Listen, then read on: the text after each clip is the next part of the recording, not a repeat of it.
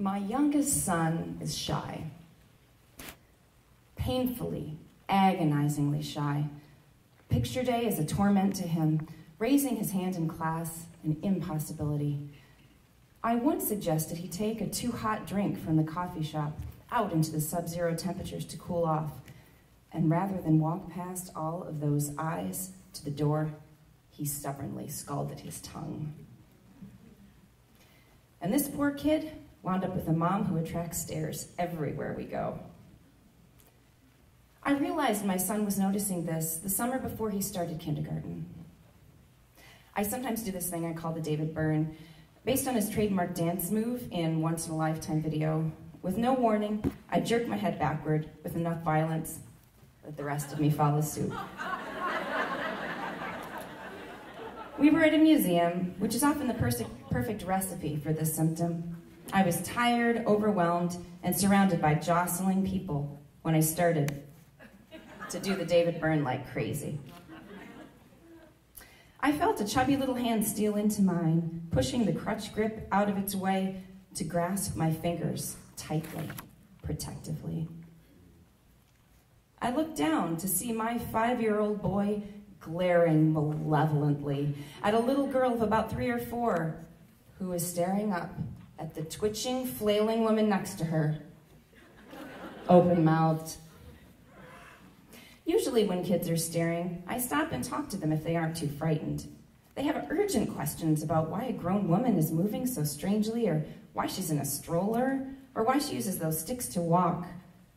If their squirming, agonized parents will let me, I happily answer their questions to help them understand and feel less fearful of disabled people. This time I ignored the little girl and knelt down eye to eye with my son. "Are you upset that little girl is staring at me?" I asked him.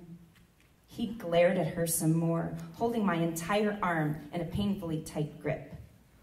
"It's rude to stare," he said. "She ran off like a jackrabbit." I explained to him that very young children who have never seen anything like me cannot help it. It's only rude when adults stare. Several nearby adults jumped guiltily and moved to other sections of the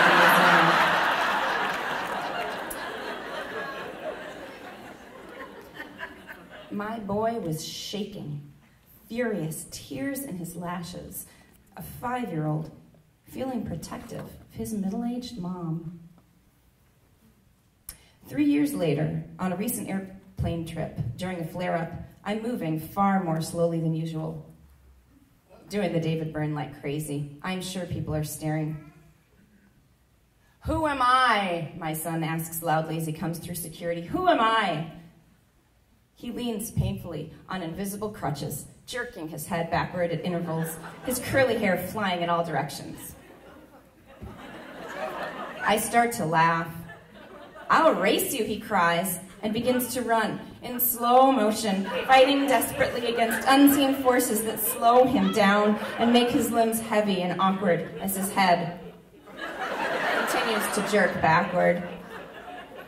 Twitching and jerking, stumbling on real and imaginary crutches, the two of us make our way to the gate, roaring with laughter. I can hear in our wake the somewhat shocked and helpless giggles from the people who had been staring in pity. I can feel them smiling at us. He has completely turned the tables. I am in awe of him. I have no idea how much it costs him, this extremely public display he uses to protect me as he did years before with his tiny death glare. How much it costs him as an introvert, or how much it costs him as a kid. While I passionately and often rudely disagree with those who believe disabled folks shouldn't have kids, at times like this, I worry. I worry that my disability will make my kids feel singled out, or that they will feel responsible for their mom's well-being in a way that other kids don't. But mainly, I take this moment for what it is, a tremendous, creative, beautiful gift from my son. "You want to stare?" he says to the world. "Fine, but you'll be staring on my terms." and they are his terms. And somehow, it feels right.